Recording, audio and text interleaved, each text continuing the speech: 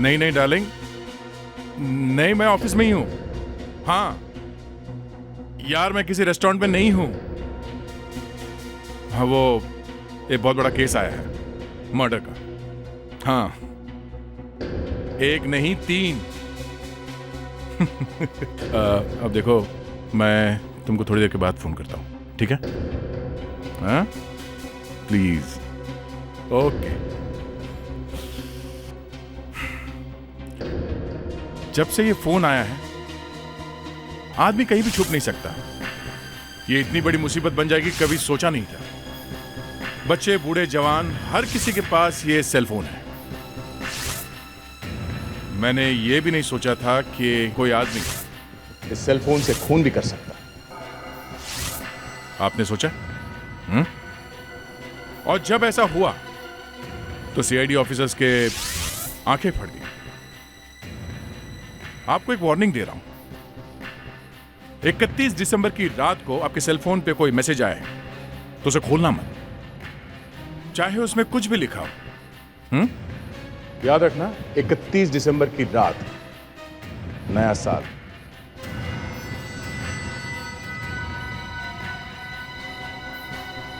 अभिजीत, एक बात नोट की, यहां कंप्यूटर का काफी सामान पड़ा हुआ है।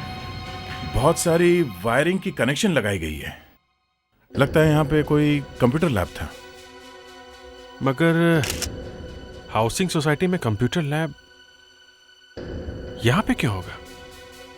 याद है ना, सोसाइटी के सेक्रेटरी ने कहा था कि ये अकेले रहता था किराए के मकान में, और शायद ज्यादा किसी से मिलता जुलता भी नहीं था, और शायद इसने अपना नाम भी गलत लिखवाया होगा। एक काम करो, एसीपी साहब के पास इसकी फोटो भेज दो, देखते हैं पुलिस रिकॉर्ड में इसका नाम है क्या।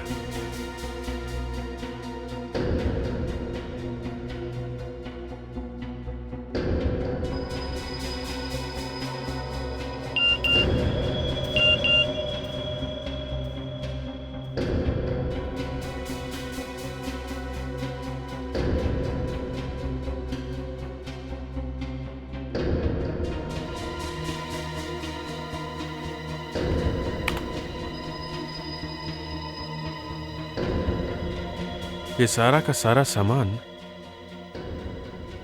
एकदम जला हुआ ऐसा लगता है। ऐसा लगता है यहाँ कोई ब्लास्ट हुआ है क्या? मगर बॉस, ब्लास्ट कैसे हो सकता है? हमें यहाँ पर ना तो गैस का सिलेंडर मिला है और ना ही कोई बारूद या आरडीएक्स के टुकड़े। यहाँ पे जितने टुकड़े हैं सब फॉरेंसिक लैब में भेज देते हैं, वहीं से पता चलेगा यहाँ पे क्या हुआ था। सर। हाँ विवेक। सर, इस पूरे कमरे में हमारे अलावा 2 और लोगों के फुटप्रिंट्स हैं। दोनों अलग अलग हैं? Yes sir. मतलब 2 लोग थे यहाँ पे। फेडरिक्स, ये देखो।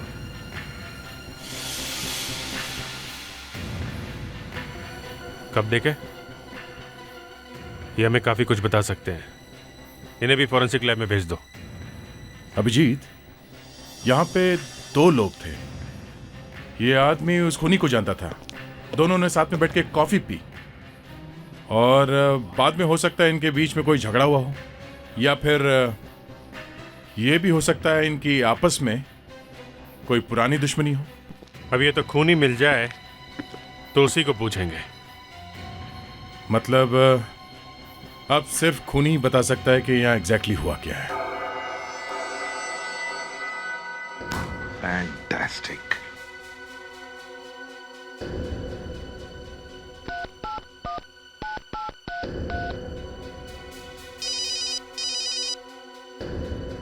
एसीपी साहब, लगता है पता चल गया है। Yes sir. हाँ, मोस्ट वांटेड हैकर अभिजीत। इसका नाम आकाश है, आकाश। Most wanted hacker? और ये घर में बैठे बैठे बड़ी बड़ी कंपनीज और गवर्नमेंट डिपार्टमेंट्स को चूना लगा सकता है। तुम्हें याद है 2 महीने पहले बेंगलोर के किसी 2 बैंकों के किसी ने पैसे गायब किए थे? हाँ सर, करीब 3 लाख कस्टमर्स का नुकसान हुआ था। 200 करोड़ का फ्रॉड था वो।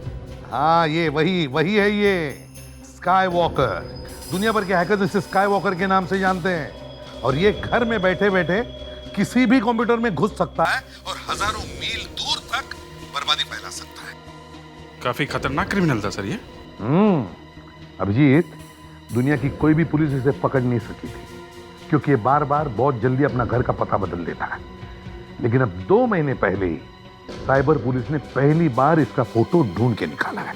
मगर सर, जो गुनाह भी इतने चुपचाप तरीके से करता है, इस आदमी का इतने भयानक स्टाइल में खून किया किसने होगा?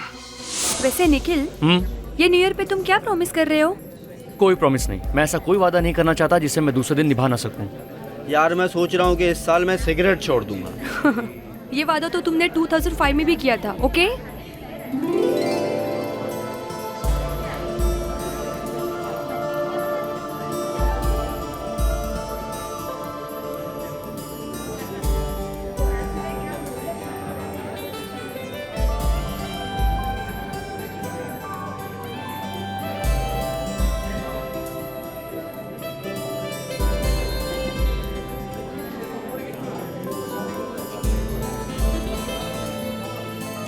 पागल है क्या वो लड़की अपने बॉयफ्रेंड का इंतजार कर रही है। उसने देखा ना तो ये पीटेगा।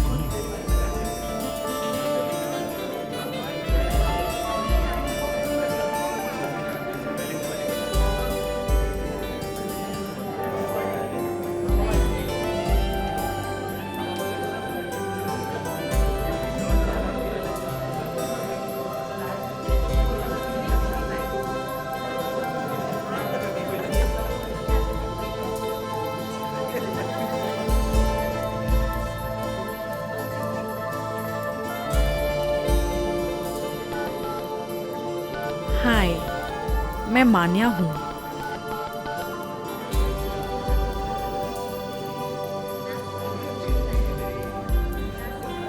तुम बहुत ही हैंडसम हो।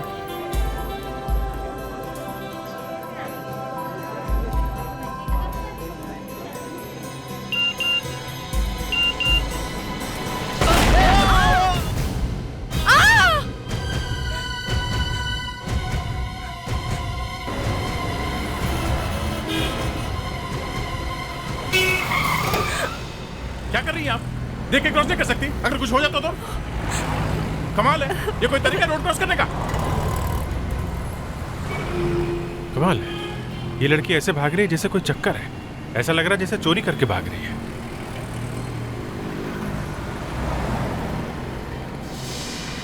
अभिजीत, ये भीड़ कैसी? लगता है यहाँ कुछ गड़बड़ है बॉस। चल के देखते हैं।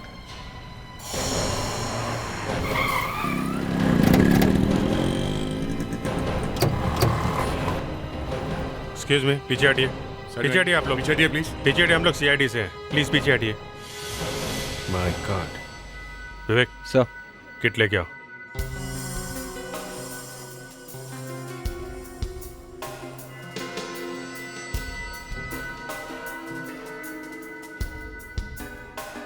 क्या हुआ क्या था यहाँ पे? ब्लास्ट हुआ है सर। ब्लास्ट हो गया? सिर्फ इसी को चोट लगी? Yes sir. किसी को पता है कौन ये आदमी? सर, इसका नाम सैंडी है। ये लोग न्यू ईयर पार्टी के बारे में बात कर रहे थे कि अचानक सैंडी का मोबाइल फट गया। मोबाइल फोन फटने से ये हालत हो गई इसकी? बॉस, शायद सेलफोन की बैटरी नकली है।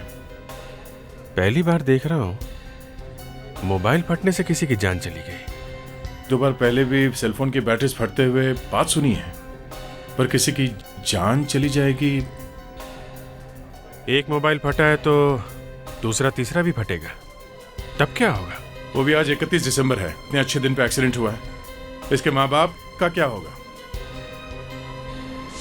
शहर में कई अलग अलग जगह से लोगों के मोबाइल फोन फटने की खबर मिली है और इन धमाकों में अब तक 50 से भी ज्यादा लोगों की मौत हो चुकी है। जानकारों का कहना है कि ये सारे मोबाइल फोन खराब बैटरियों की वजह से फटे हैं और मोबाइल फोन बेचने वाली कंपनियों के सामने लोगों ने भीड़ जमा कर रखी है। लोगों ने डर के मारे मोबाइल फोन का इस्तेमाल कम कर दिया है और कुछ लोगों ने इसे डर के मारे फेंक तक दिया है। समझ में नहीं आ रहा है, इतने सारे मोबाइल फोन एक साथ कैसे फट रहे? सर, एक तो पहले उस कंप्यूटर एक्सपर्ट का मर्डर केस सॉल्व नहीं हुआ है, उसके ऊपर से ये नया चक्कर। कहीं ऐसा तो नहीं कि ये मौत भी इस मोबाइल फोन के फटने से जुड़ी हो? सर, ये बात तो डॉक्टर सालुंखे ही बता सकते हैं। वो पहली वाली लाश का पोस्टमार्टम अब तक कर ही लिया होगा उन्होंने। क्या क्या बताएगा भाई डॉक्टर सालुखे? हाँ, सालुंखे, टीवी पे सुना तुमने? देखा। काफी लोग मारे गए। क्या लगता है? वही जो आपको लगता है, गड़बड़ है। किसी ने मोबाइल फोन के साथ गड़बड़ की है, वरना एक साथ इतने सारे मोबाइल फोन्स इम्पॉसिबल। पोस्टमार्टम में क्या पता चला? कॉफी। कॉफी?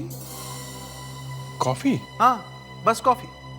मरने वाले ने 48 घंटे में सिर्फ कॉफी पी है, 2 दिन तक कुछ नहीं खाया। यार सालुंखे, यहाँ इतना बड़ा हंगामा हुआ है और तुम एक हो जो एक कॉफी लेकर आए। बॉस, ये कॉफी उसने खुद पी है, मैंने उसके पेट में नहीं डाली है। अरे पर कुछ तो पता चले ताकि हम खूनी को पकड़ सके। थोड़ी और मेहनत करो सालुंखे। चलो डॉक्टर तारिका यहाँ से। सर ये तरीका ठीक नहीं है बात करने का। एक कॉफी से मैं खूनी को पकड़ नहीं सकता, समझे? आपको इनफेक्ट पकी पकाई खिचड़ी खाने की आदत है। लाश को लेकर के चले आते हैं, खूनी को ढूंढकर मैं दूं। कॉफी पर अगर खूनी का नाम पता लिखा होता तो मैं आपको जरूर बता देता, मगर अफसोस कॉफी पर खूनी का नाम नहीं लिखा हुआ है। And bye bye.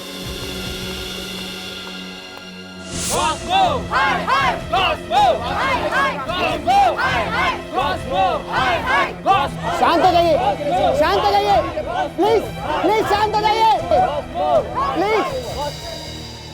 देखिए, मैं आपको भरोसा दिलाता हूँ, हमारे फोन में कोई प्रॉब्लम नहीं है, कोई खतरा नहीं है। अरे ऐसी की तैसी तुम्हारी क्वालिटी टेस्ट की, यहाँ इतने लोगों की जान जा रही है, उसका क्या? देखिए, मैं आपसे फिर कहता हूँ, कोस्मो का फोन सबसे अच्छा है, फिर भी हमारे एक्सपर्ट पता लगाने की कोशिश कर रहे हैं। अरे प्लीज शांत हो जाइए आप। मारो मारो।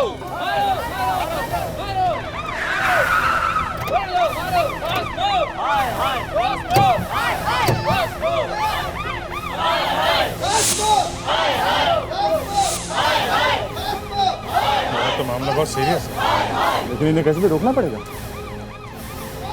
पीछे दो। 1 मिनट पीछे हटिए आप लोग।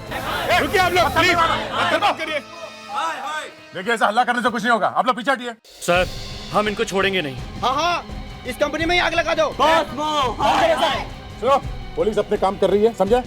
जैसे सच सामने आ जाएगा सबको पता चल जाएगा। आप लोग पीछे हटिए। सर हमारे दोस्त की जान गई है और हम इनकी जान तो लेकर ही रहेंगे। बिल्कुल। कॉस्मो। हाय हाय। ए, पागलपन बंद करो तुम, समझे? सीआईडी वाले अपना काम कर रहे हैं ना, पीछे हटिए। हाय हाय कॉस्मो। हाय हाय। चुप हो जाओ। ये लोग मानने वाले नहीं हैं। कोई गड़बड़ नहीं करेगा यहाँ पे, समझे? हम लोग अपना काम कर रहे हैं ना, आप लोग प्लीज कोऑपरेट कीजिए, प्लीज।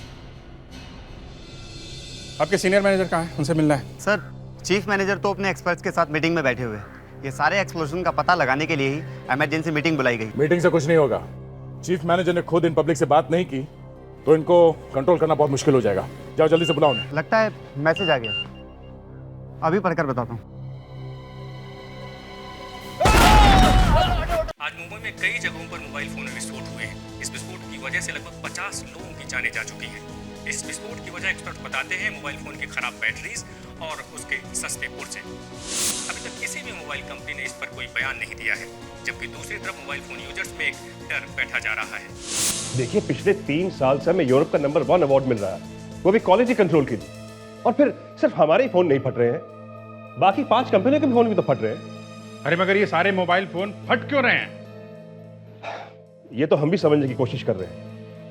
अब जो कंपनी से फोन बना रही है उन सब के मैनेजर्स कल मिल रहे हैं एक मीटिंग में। तब तक तो बहुत देर हो जाएगी। यहाँ एक मिनट पब्लिक को कंट्रोल करना मुश्किल होता जा रहा है, समझे आप? अभिजीत, याद है 2006 में दिल्ली में ऐसे ही 2 एक्सीडेंट्स हुए थे। तब तो पता चला था कि बैटरी की वजह से ब्लास्ट हुए हैं। मैं जानता हूं, लेकिन हमारी बैटरीज में कोई प्रॉब्लम नहीं। लेकिन जाने गई है यहाँ पे लोगों की। बाहर पत्थर फेंक रही है पब्लिक आपके ऑफिस में, समझे आप? अब कोई किसी को कैसे समझाए?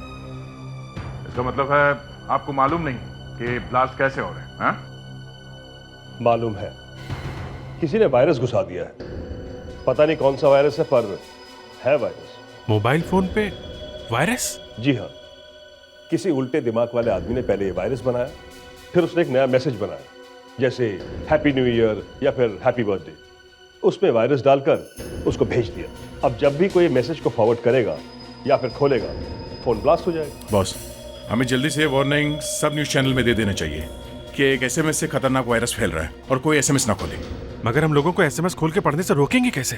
तुम्हें तो पता है दुनिया भर में आज के दिन लोग सबसे ज्यादा एसएमएस भेजते हैं।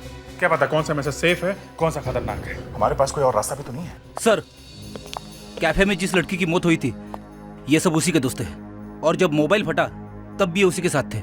ये लोग वहीं मिले? एक बात बताओ, जब ये एक्सप्लोजन हुआ था तो सैंडी अपने फोन के साथ कर क्या रहा था? सर वो सैंडी उस दिन वो लड़की वहाँ एक्चुअली। लड़की? क्या कहना चाहते हो? साफ साफ बोलो। सर उस दिन वो लड़की एक्चुअली कैफे शॉप में बैठी थी हमारे बाहर वाले टेबल पर, और सैंडी उसे मैसेज करके बार बार फ्लर्ट करने की कोशिश कर रहा था। एक्चुअली उस लड़की का मैसेज ही ओपन कर रहा था कि अचानक तभी ब्लास्ट हुआ। लड़की के मैसेज से ब्लास्ट हुआ? तुम लोग जानते हो लड़की कौन थी? हम लोगों में से किसी ने भी कभी उसको पहले नहीं देखा। गुमनाम लड़की। इसका मतलब है ये सारे एक्सप्लोशंस उस लड़की ने करवाए। एक मिनट दया, अगर ये फोन का वायरस मैसेज खोलते ही फोन को ब्लास्ट कर देता है और लड़की ने वो मैसेज सैंडी को भेजा, तो वो मैसेज तो लड़की के पास भी होगा, तो उसका फोन क्यों नहीं ब्लास्ट हुआ? हमारे नेटवर्क से जितने भी मैसेजेस गए सबको चेक कर।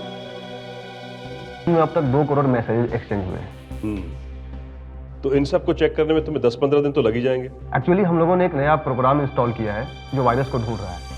एक बार अगर वो वायरस मिल गया तो अपना काम आसान हो जाएगा। प्लीज ये जो भी वायरस है इसे आप जल्दी से जल्दी ढूंढिए, नहीं तो लाखों लोगों की मौत हो जाएगी आज रात को। यस।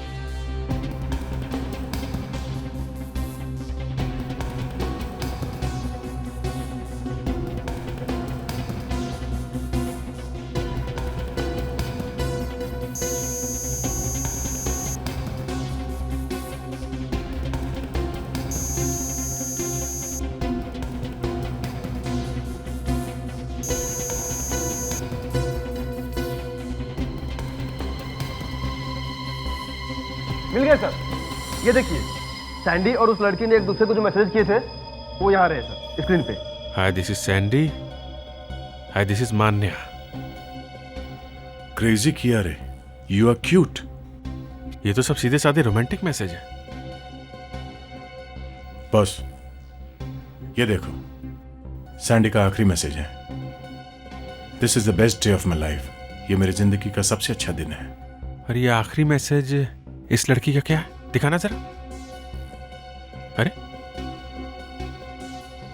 ये क्या, कैसा अजीब मैसेज है?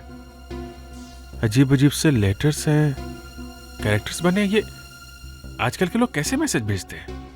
जरा डिकोड करो इसे। नहीं सर, इसे मत खोलना। इस मैसेज को खोलकर पढ़ने की कोशिश मत करना। ये वही खतरनाक मैसेज है जिससे सैंडी की डेथ हुई थी। इस एसएमएस को खोलते ही वायरस फोन में फैल गया और फोन ब्लास्ट हो गया। लेकिन अब हमारे पास उस लड़की का मोबाइल नंबर है।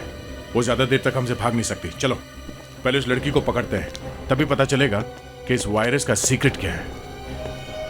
मैम, इसके सारे फीचर्स कमाल के हैं। इन दिनों यही चल रहा है।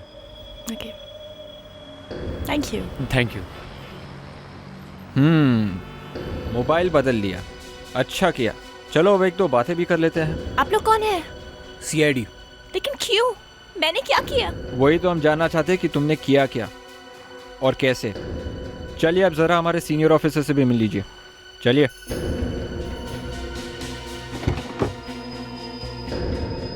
सर, ये रही मान्या। ये तो वही लड़की है जो कैफे के बाहर हमारे गाड़ी के सामने आई थी। मैंने कहा था ना, लग रहा है कि चोरी करके भाग रही है। अंदर आ। सब सच कह रही हूँ, मैंने कुछ नहीं किया। ये बताओ उस लड़के की मौत हुई कैसे? मेरी कोई गलती नहीं है। उसी ने मुझे पहले ब्लूटूथ से मैसेज भेजा, फिर मैंने भी उसे एसएमएस भेज दिया। जैसे तुम्हारा काम हो गया, सैंडी का सेल फोन ब्लास्ट हो गया और तुम वहां से चुपचाप भाग गई। क्यों? देखो, हमें पता चल चुका है जिस कंप्यूटर वायरस से मोबाइल फटता है वो तुम्हारे ही एसएमएस के साथ गया था सैंडी के मोबाइल फोन पे। समझी तुम? वायरस? मैं किसी कंप्यूटर वायरस के बारे में कुछ नहीं जानती। मैं तो एक फर्स्ट ईयर बीए स्टूडेंट हूँ बीके इंस्टीट्यूट की। आप मेरे पेरेंट्स, मेरे प्रोफेसर, उसे चेक कर लीजिए। मैं सच कह रही हूँ सर, मैं किसी कंप्यूटर के बारे में कुछ नहीं जानती। अच्छा एक बात बताओ, आखिरी एसएमएस तुमने क्या भेजा था सैंडी को? Happy new year. Happy new year? Happy new year? Vivek, गाड़ी रोको।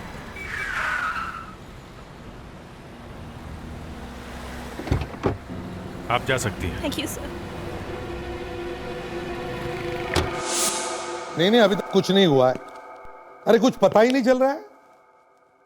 हाँ, हमारा कोई प्रॉब्लम नहीं है। हम लोग तो काम फटाफट कर देते हैं, लेकिन क्या करें, ये देरी यहां हो रही है फॉरेंसिक में। अरे हमारे हाथ में होता तो केस 2 दिन में सॉल्व होती, लेकिन प्रॉब्लम यहां है ना, फॉरेंसिक में फंस गए। सर आप कॉफी लेंगे? नहीं। हाँ पहले तुम्हें ही बताऊं। ओके। हाँ साउंड के कुछ पता चला? आज बहुत देर कर दी तुमने। कॉफी के कप में से कुछ पता चला? कि तुम लोग कॉफी के पीछे क्यों पड़े हुए हो? अभी इसने भी पूछा सर आप कॉफी लेंगे, और अब नहीं, मैंने सोचा अगर इस कंप्यूटर के टुकड़ों में से कुछ नहीं मिला तो शायद इस कॉफी के कप में से कुछ मिल जाए। ठीक है, हमें कुछ नहीं मिल रहा है, आप देख लो। हम कैसे देखें? क्यों? आप लोग तो सब कुछ फटाफट ढूंढ निकालते हैं ना। जो कुछ वहां मिला उठा करके मेरे सामने ला करके रख दिया। अब मैं इन टुकड़ों में से कुछ भी ढूंढ करके निकालूं, आप लोगों को बताऊं कि खूनी कौन है, तब तक आप टेलीफोन पर उन प्रेस वालों के सामने मेरी पैंट उतारते रहिए कि यहाँ कुछ। देखिए सर, वो ऐसा है कि आपके बिना तो हम लोग भी कुछ नहीं कर सकते। मैंने आप लोगों को बताया था मरने वाले के पेट में सिर्फ कॉफी है, और इसने 24 घंटे से कुछ नहीं खाया। 48 घंटे बोला था आपने। हाँ ठीक है, 48 घंटे बताया था, लेकिन उसके बाद क्या किया आप लोगों ने? हम लोगों ने बहुत कुछ किया है। हाँ, बहुत कुछ किया है, मगर उस आदमी का पता नहीं लगा पाए जो ये सब कुछ कर रहा है। हमने उस लड़की को ढूंढ निकाला जिसने वो मैसेज भेजा था। अब बाकी आप बोलिए। देखो, इस कप पर उंगलियों के निशान है, दोनों कप पर उंगलियों के निशान है, दो अलग अलग आदमियों की उंगलियों के निशान। हाँ वो तो पता है, एक तो मरने वाले की उंगलियों के निशान और दूसरे। चलो डॉक्टर तारिका, चलते हैं यहाँ से। Sir please, doctor Tarika please, आप तो रुक जाइए। क्यों? डॉक्टर तारिका तुम्हारी रिश्तेदार लगती है क्या? साळुंके साहब, एक के बाद एक मोबाइल फोन फट रहे हैं, लोग मर रहे हैं और हम लोग यहाँ फंसे हुए हैं। अगर आप अब भी जल्दी से कुछ नहीं करेंगे तो सब बर्बाद हो जाएगा।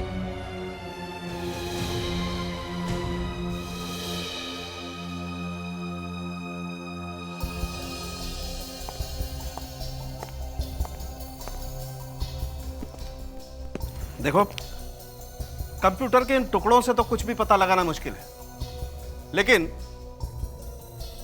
इन कीबोर्ड से एक बात पता लगी है। इन कीबोर्ड्स पर भी दो आदमी की उंगलियों के निशान हैं। एक तो मरने वाले की उंगलियों के निशान और दूसरे आदमी की उंगलियों के निशान भी हैं, पर क्या? दूसरे आदमी के हाथ में सिर्फ 9 उंगलियां हैं। उस आदमी के बाएं हाथ की इंडेक्स फिंगर गायब है। सिर्फ 9 उंगलियां हैं? अब काम हो जाएगा सर। हम अपने सारे इन्फॉर्मर से पूछ सकते हैं कि ये 9 उंगलियों वाला कोई साइबर क्रिमिनल है क्या? कहां आना पड़ता है इसके लिए? इतना ड्रामा करने के बजाय ये सीधे सीधे फोन पे क्यों नहीं बता देता है? सबका अपना अपना स्टाइल होता है बॉस, काम करने का। काम का आदमी है इसीलिए, नहीं तो इसका स्टाइल तो मैं निकाल ही देता। सर, सारी दुनिया पार्टी में लगी हुई है, आप लोग को भी चैन नहीं है, मेरा मजा भी। अरे बाद में तेरी पार्टी भी करवा दूंगा, समझा? आप लोग और पार्टी। हाँ, तू देख तो सही। बस तू हमें एक बड़े गुनहगार के बारे में बता जो कंप्यूटर पे गुनाह करता है, साइबर क्रिमिनल। अरे सर, इंटरनेट मैंने भी सीख लिया है। ध्यान से सुनो, हम ऐसे साइबर क्रिमिनल को ढूंढ रहे हैं जिसके हाथ में 9 उंगलियां हैं, उसकी एक उंगली नहीं है, समझे? बहुत खतरनाक आदमी है वो। अरे बाप रे बाप। क्यों डरता क्यों तू? अरे साहब, आप लोग मेरे साथ ऊपर थोड़े आने वाले हैं। यार घबरा मत, हम तुझे ऊपर जाने नहीं देंगे, ओके? कंप्यूटर वाले गुनहगार के बारे में आप मुझ जैसे कचरे से क्यों पूछ रहे हैं? अरे तेरे जैसा खबरी हमें और कहाँ मिलेगा? तुझे मालूम नहीं तो क्या चीज़ है, सब मालूम रहता है तुझे। ढूंढ। लेकिन अगर एक एक करके मैं ढूंढूंगा तो बड़ा वक्त लग जाएगा। लगने दे, मगर ढूंढ उसे, समझा? ये हजारों लोगों की जान का सवाल है। ठीक है सर, मैं कोशिश करता हूँ। अरे ये आदमी है कि क्या है? ये कंप्यूटर वायरस की खबर अभी तक ठीक से लोगों तक पहुंची नहीं है। अभी भी मासूम लोग एसएमएस भेज रहे हैं और मोबाइल फोन दनादन फट रहे हैं। एक बात समझ में नहीं आ रही है सर, ये लोग न्यू ईयर आने के एक दिन पहले ही हैप्पी न्यू ईयर का मैसेज क्यों भेज देते हैं? रेडी, ये क्रिमिनल बहुत चालाक है। इसने बहुत सोच समझकर वायरस अटैक के लिए 31 दिसंबर का दिन चुना है। ज्यादा से ज्यादा लोग अपने फैमिली और फ्रेंड्स के साथ घर के बाहर होते हैं तो टेलीविजन कौन देखेगा? मगर होगा कौन ये? सर, कहीं ये कोई टेररिस्ट अटैक तो नहीं? अरे ये तो टेररिस्ट से भी भयानक अटैक है। ये किसी पागल और सिरफिरे आदमी का काम है फ्रेडी, लेकिन बिना किसी एक्सपर्ट और कंप्यूटर जीनियस के मदद के बगैर ये नहीं हो सकता। ये उसी आदमी का काम है जिसकी एक उंगली गायब है। 6:30 आधी रात से पहले हमें किसी तरह इसे रोकना होगा। लाखों मासूम लोगों की जिंदगी का सवाल है। देखो टाइम नहीं हमारे पास। तुमने कहा था पता चल गया है, जल्दी बताओ। इतने लोगों की जान का सवाल है, समझे तुम? ये कलर देख के बता सकते हो कि ये कितनी पुरानी है? वेटर की आप जल्दी से बता। रॉकी बहुत बड़ा नाम है उसका, लेकिन आज तक उसका चेहरा किसी ने नहीं देखा। लेकिन मैं उसका इतिहास निकाल कर लाया हूँ। इतिहास मतलब? अरे सर, पहले वो एटीएम से पैसे चुराता था। हाँ, एटीएम मशीन में उसका हाथ फंस गया और उसकी एक उंगली चली गई। अब काम की बात बोल, समझे? मतलब? ये रॉकी मिलेगा कहाँ?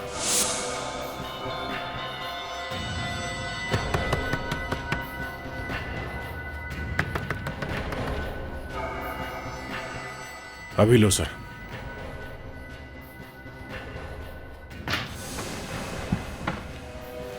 अरे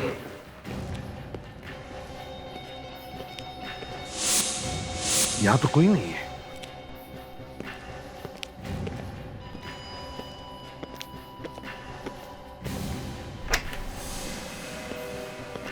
बस तुम्हारा खेल खत्म हो गया। और निकल। नहीं सर, मैं क्या मैं लगा रखी है? जब इतने लोगों को मारने का प्लान बनाया था तब नहीं सोचा था? फ्रॉड करते करते तुम्हारी हिम्मत बहुत बढ़ गई है, अब खून करने लगे हो। हाँ? हाथ ऊपर कर।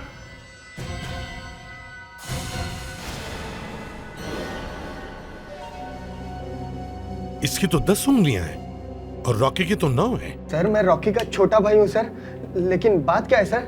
छोटा भाई है? ये तुम्हारे पूजनीय बड़े भाई साहब कहाँ हैं? हैं? सर, आप लोग कौन है सर? हम लोग सीआईडी से हैं। सीआईडी? और तुम्हारे भाई ने आकाश का खून कर दिया है। कहाँ है वो?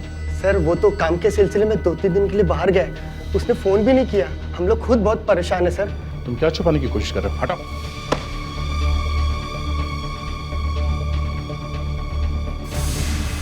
ये तो रॉकी ने कोई ईमेल भेजा है। इसमें तो लिखा है कि रॉकी का एक्सीडेंट हो गया और वो किसी वुडस्टॉक हॉस्पिटल में भर्ती हो गया सर।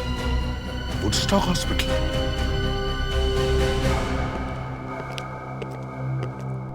अभी पता चल जाएगा इसने आकाश का खून क्यों किया और वायरस फैलाने में इसका कितना हाथ है।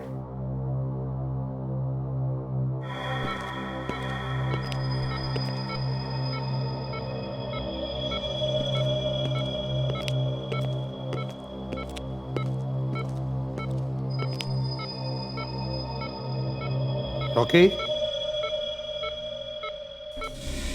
रॉकी, ये क्या कर रहे हैं आप लोग?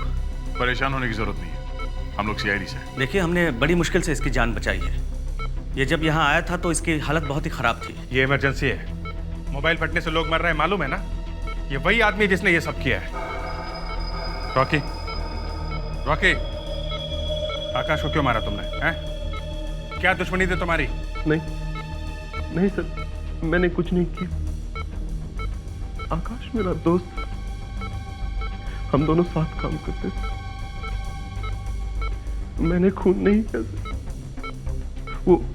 वो मास्क वाला आदमी। मास्क वाला आदमी? ये क्या कहानी है? वो मास्क वाला आदमी, उसने हम दोनों को जबरदस्ती पकड़कर उसने हमसे मोबाइल वाला वायरस बनवाया और उसने सर अपने मोबाइल सर्वर से बेगुनाह लोगों को भेज दी। ऐसे ही तो वो खतरनाक वायरस तुमने और आकाश ने मिलके बनाया है और उसी मास्क वाले आदमी ने आकाश का खून कर दिया और तुम्हारी ये आदत कर दी। हाँ? हाँ, और हैप्पी न्यू ईयर का मैसेज भेजने से वो वायरस एक्टिवेट हो जाता है और मोबाइल ब्लास्ट हो जाता है। अब समझ में आया। मान्या ने जब सैंडी को मैसेज भेजा न्यू ईयर का, तब उसका सेलफोन नहीं फटा क्योंकि मान्या के फोन में वो वायरस नहीं था। रॉकी, ये मास्क वाला आदमी कौन हो सकता है, कुछ बता सकते हो? पूरे टाइम मास्क में रहता था। कुछ तो ऐसा होगा जिससे हम उसे पकड़ सके। लाखों लोगों की जिंदगी का सवाल है रॉकी। याद करो उसके बारे में कोई भी बात। कैसे चलता था, क्या बात करता था, क्या बोलता था, वो कैसे बोलता था, कुछ भी। उसे नए साल से नफरत थी, बार बार कहता था अब की बार नया साल कोई नहीं मनाएगा।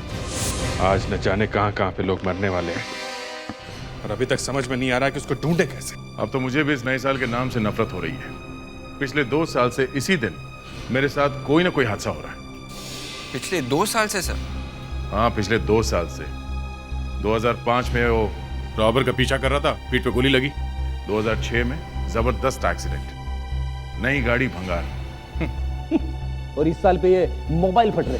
आदमी की सोच ऐसी ही होती है दया। कभी किसी रोज 2 बुरी चीजें हो गई ना तो आदमी उस दिन से ही नफरत करने लगता है। कहता है पनौती लग गई। मतलब अभिजीत जरा सोचो, उस आदमी ने 31 दिसंबर को ही कुछ करने का प्लान क्यों बनाया? 31 दिसंबर को ही क्यों? जरा सोचो।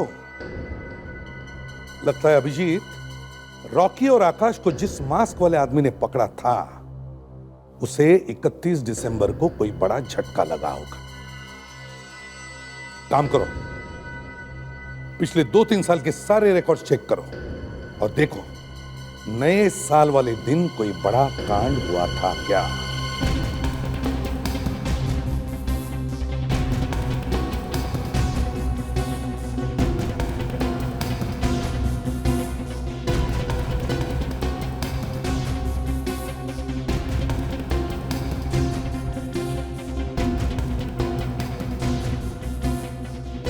सर, एक न्यू ईयर पार्टी में एक आदमी की वाइफ और बेटी के साथ गुंडों ने बहुत छिड़कानी की।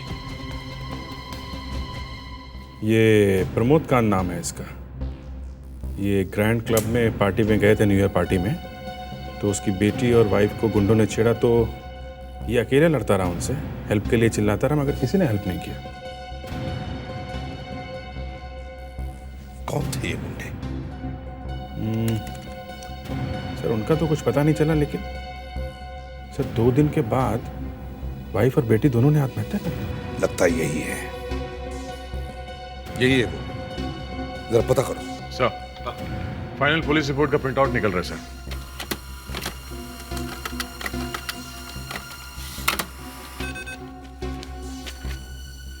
प्रमोद कांत, 13 गुलमोहर।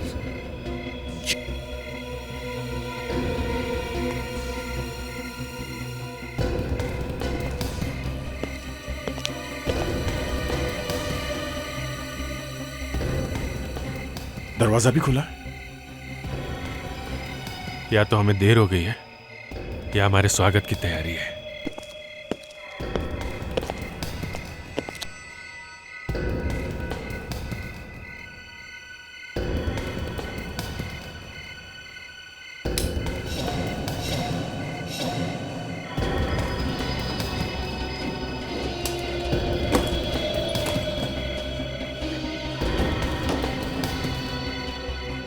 सर, ऊपर कोई नहीं है।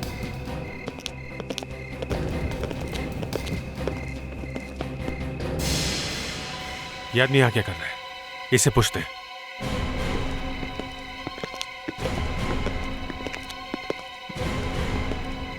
ये प्रमोद कांत कहाँ है? यही रहता है ना? जब से उसकी वाइफ और बेटी का खून हुआ है उसका दिमाग अपने ठिकाने पर नहीं है। पता नहीं कहाँ कहाँ भटकते रहता है। थैंक्स। अब ऐसे सर फिरे आदमी को ढूंढे कहाँ?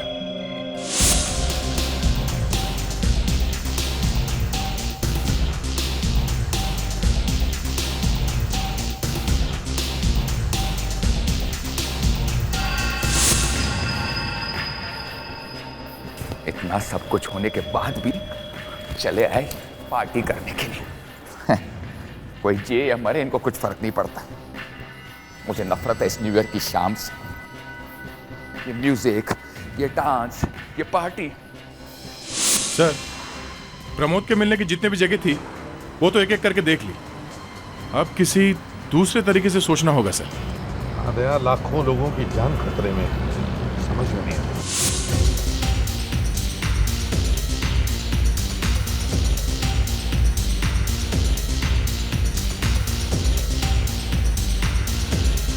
सब लोग तो खुशी मनाने में इतने बिजी होंगे कि उनको पता भी नहीं होगा कि जैसे घड़ी के कांटे पास आ रहे हैं, मौत भी करीब आ रही है। मैंने कितना बुलाया था हेल्प के लिए, लेकिन कोई नहीं आया। आज इनको पता चलेगा।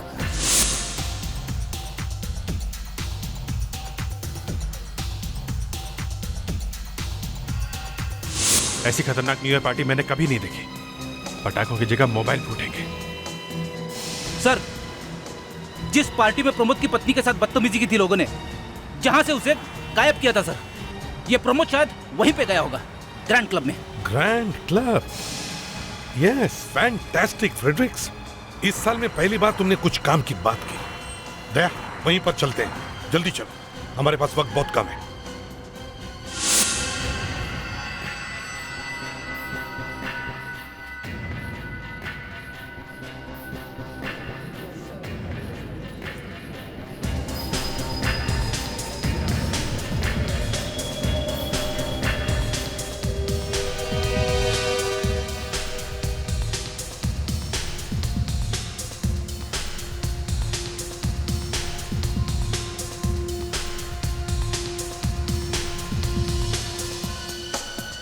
तुम सबके पास प्रमोद का फोटोग्राफ है ना?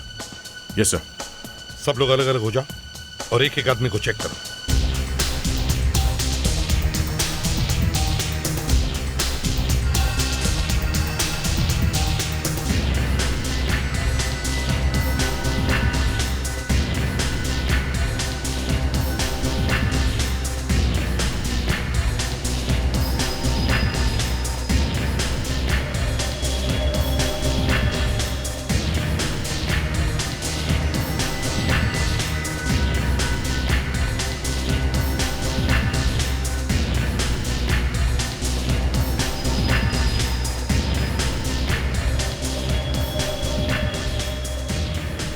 अरे पता नहीं सर, वो यहाँ है भी या नहीं। सिर्फ 2 मिनट बचे हैं। टाइम बहुत कम है, इसे ढूंढना तो पड़ेगा ही। Yes sir. ढूंढो ढूंढो। बस 2 मिनट का इंतजार और उसके बाद होगा धमाल। तुम लोग नहीं सुधरने वाले, क्योंकि तुमको दूसरों का दर्द दिखाई भी नहीं देता। लेकिन आज यहाँ इतना बड़ा धमाका होगा कि सबकी आंख खुल जाएगी। Attention please, ladies and gentleman, नया साल शुरू होने में सिर्फ और सिर्फ अब 10 सेकंड बाकी है। 12 बजे नया साल नहीं आएगा, तुम सबकी मौत आएगी। तो नाचो। Now count 9 8 7 6 5 4 3 2 and 1। Happy new year.